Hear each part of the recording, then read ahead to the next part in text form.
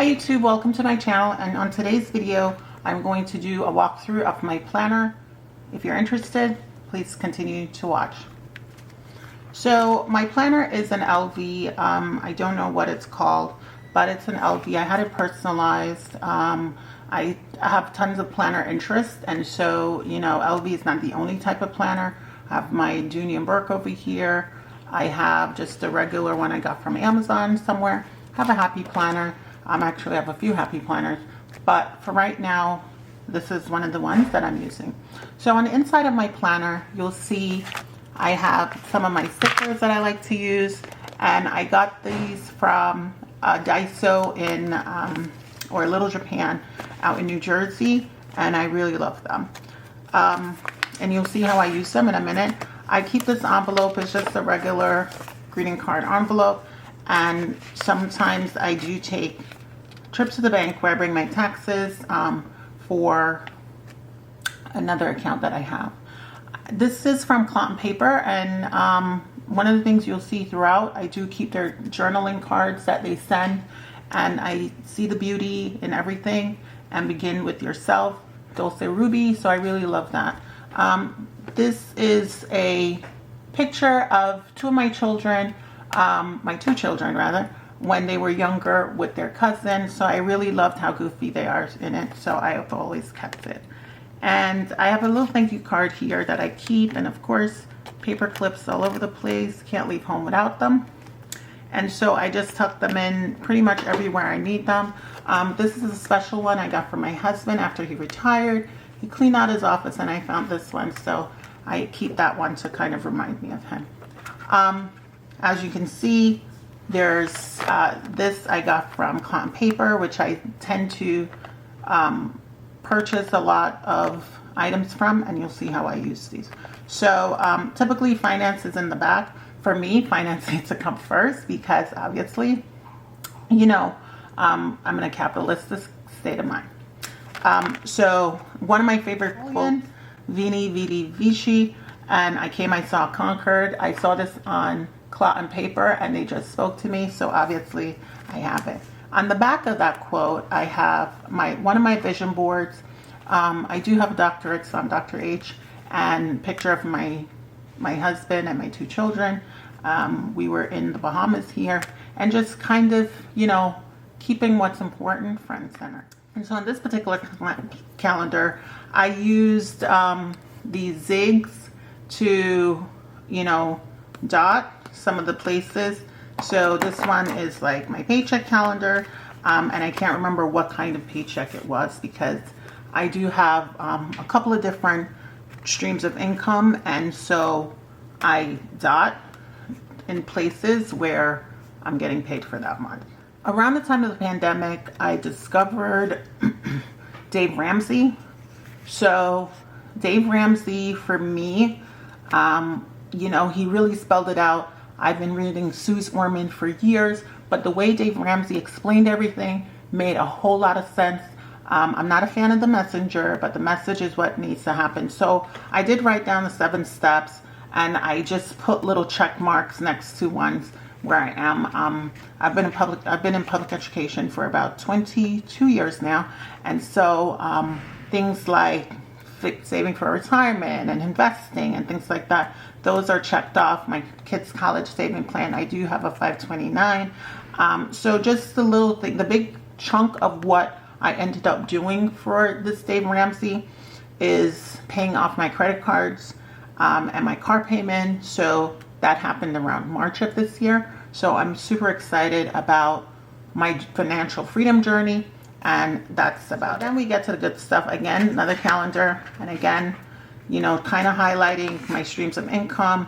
And again, I use my babies right here. I'm a, planner person, so we love our markers. We're obsessed about our pens and our pencils, things like that. So as some of you Cotton Paper aficionados, you recognize some of their work. And so this is my overview page, and typically I just write I don't keep everything. My son's birthday is this month, so I keep that there. I'm principal of a public school, so I definitely You know, it happens that the 5th was my start of my 8th year, so I'm super excited about that. But other things I put here, my bills, these are my big major bills. My mortgage, my children's tuition, they're both listed here. And again, trying to continue my no spend challenge, get some overtime in, what you guys would call overtime, we call them per session where I work. And then my daughter's going to running camp for a month, for a week in August, so get her documents together this month. And again, just keeping little notes. I have an extended vacay this week, so I decided to get some work in. And so let's shoot some videos and get started on my channel. And I'm a little embarrassed to tell you what the other initials are, but we'll go from there. I do have an adjunct job with GCU, so you'll see some GCU references all over. So this is the meat and potatoes of my planner, and I know it's very busy, but you know, I'm a very busy person. And so one of the rationales behind my planner is just to document my day-to-day as well. Some of these things are pre-planned, and so you'll see some pre-planned, but for the most part, these happen during the day, and I make a note of them just to make a note of my life. So July 4th was Independence Day. Had, you know, some things I did was I withdrew money from the bank. I finished my daughter's hair because I started it on Sunday. So now Monday comes around. I put a couple of just little reminders and notes of motivation and inspiration in those blank spaces where I don't have a busy day. I will just put some really nice motivational or sassy or inspirational quotes to kind of fill up the page. I don't like seeing a white page. And however, I do for the most part plan using my planner. So my overarching for the week is just to say yay, 8th year as a principal at my school. My vacay, I have a vacay that Friday. I'm getting paid per session. That's, you know, late for overtime. Summer school begins, so, you know, helping get my students back and forth to summer school site. It's off site this year. My son has basketball camp, which started that week, and then make sure I get those appointments in for my physical. Lo and behold, I did bring toilet paper to work because the school's toilet paper is just, you know, one ply and dry. So, and then take passport pics. So I have to upload those to get my permit from the state, and I'll talk about that permit in a minute.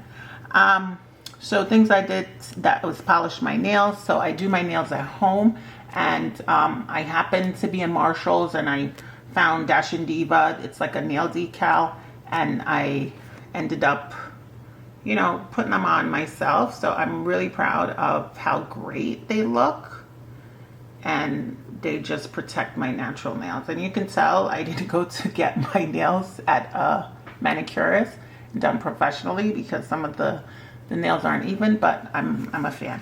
I'm now a new fan, especially because it was $4.99 and I retail it's $14.99. So I love saving money. So I'm very excited about finding these and knowing at my local Marshalls I can get some. So again, I do wear Invisalign, and so there was a reminder here on Tuesday to change my aligner.